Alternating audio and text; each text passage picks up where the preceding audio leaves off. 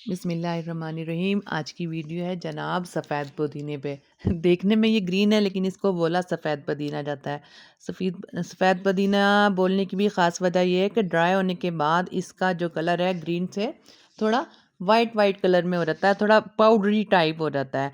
तो जनाब इसके फ़ायदों की बात करें, बेतहाशा फ़ायदे हैं इसके पेट दर्द के लिए। इसके इसकी कोई मिसाल नहीं है। अगर इसका कहवा बना के ले लें, खुशबू इसकी बेहतरीन है। और जनाब बेसिकली ये तुलसी फैमिली का प्लांट है। तुलसी, पुदीना और न्याज़वो और जनाब इस तरह बेज़ल, न्याज़वो तुलसी की तरह ही इसकी जो है फ्लावरिंग होती है और थोड़ी डिफरेंट होती है कलर में। और जनाब और मज़े की बात यह है कि जब ये पुदीना का मौसम ख़त्म होता है सफ़ेद पुदीने का, तो ये देखें लास्ट ईयर की जो इसके अंदर ब्रांचेस नज़र आ रही हैं, इस तरीके से बिल्कुल ड्राई हो जाता है ये प्लांट। इतना ड्राई कि अब सोचते हैं कि यार अब तो बस गया, इसकी मिट्टी को फेंक दें, अब इसका कोई चांस नहीं रहा बचने का। लेकिन ऐसा नहीं होता। हमें इस क्यारी को मुकम्मल तौर पे हर रोज़ या जैसे भी हम अपने प्लांट्स को पानी दें, इसको पानी बाकायदगी से देना चाहिए। और इन ड्राई वाली जो लीव्स हैं इनका हमें बिल्कुल बॉर्डर इनके लिए नहीं करना चाहिए। तो जैसे ही जनवरी फरवरी का मार्च मौसम स्टार्ट होता है, तो बहुत प्यारे प्यारे से बेतहाशा जो है इसके पफ्स जो हैं वो निकलना शुरू हो जाते हैं। तो फिर आपका दिल जो है बहुत खुश हो जाता है कि आपने जो पूरे साल बैलेंस के 6 माह तकरीबन ये इसकी यही कंडीशन रहती है।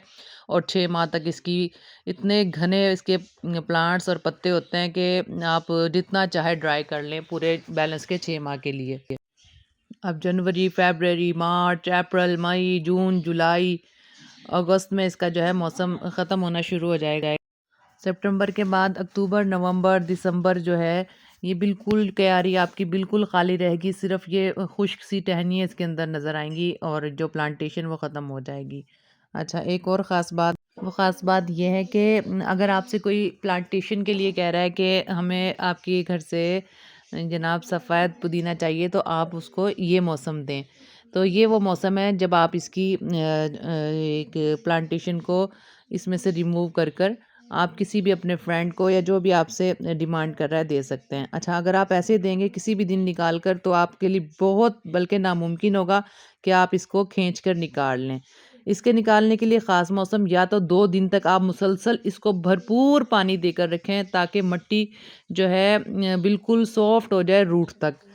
फिर भी वो मुश्किल ही रहेगा, लेकिन बेहतरीन दिन वही होता है जो एक सारी रात बारिश हुई हो हल्की-हल्की सी और इसकी जो है मिट्टी बिल्कुल सॉफ्ट हुई हुई हो, फिर भी मुश्किल से इसकी रूट्स निकलेंगी और वो भी थोड़ी बहुत टूट जाती हैं। और रूट निकालने का तरीका ये होगा कि ऐसे सिंपल खींच के रूट निकालने कभी नहीं निकलेगी, ऊपर से टूट जाएगा। इसको हमें बिल्कुल जितना पॉसिबल है इसको बेस से पकड़कर प्लांट को हमें घुमाना पड़ेगा इस तरीके से। जितना रोटेट करेंगे और इसको बाहर की साइड पे हम पुश करेंगे, तभी हम इसकी जो रूट है वो घुमाकर सॉफ्ट तरीके से बिल्कुल खींचेंगे, तभी हम इसकी मिनिमम सी रूट निकालने में कामयाब होंगे। फिर भी ये टूट जाएगा, कामयाब तो हो जाएंगे लेकिन मुनासिब सी रूट निकालेंगे। बहुत मुश्किल होती है इसकी रूटिंग, बहुत मिट्टी के साथ अटैच होती हैं। तो बहरहाल जितने भी प्लांट चाहें आप इस तरीके से निकाल कर दे सकते हैं। मैंने कोशिश की है कुछ प्लांट्स की निकाल लूँ इसके अंदर से। बहरहाल टाइम बहुत थोड़ा था मेरे पास और मैंने जल्दी-जल्दी अपना काम ख़त्म करना था और जो मैं रूट्स निकाल रही थी, रूट से जो प्लांटेशन से मैं जो रूट्स में निकाल रही थी, वो सब के सब मैंने इस वक़्त किसी अच्छी सी जगह पर मुनासिब जगह बनाने के बाद इनको सबको लगाना भी था।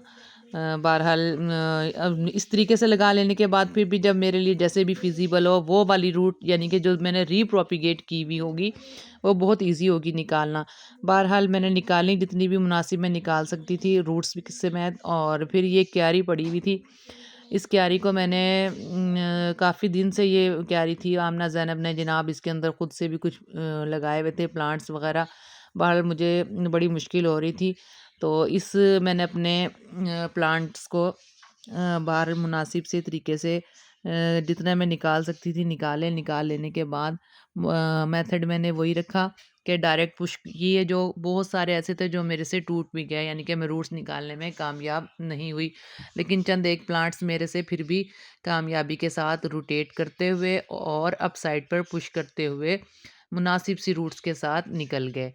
तो इन सब प्लांट्स को मैंने इकट्ठा किया और जो क्यारी मैंने आपको दिखाई है उस क्यारी को फिर मैंने मुकम्मल तौर पर खाली किया।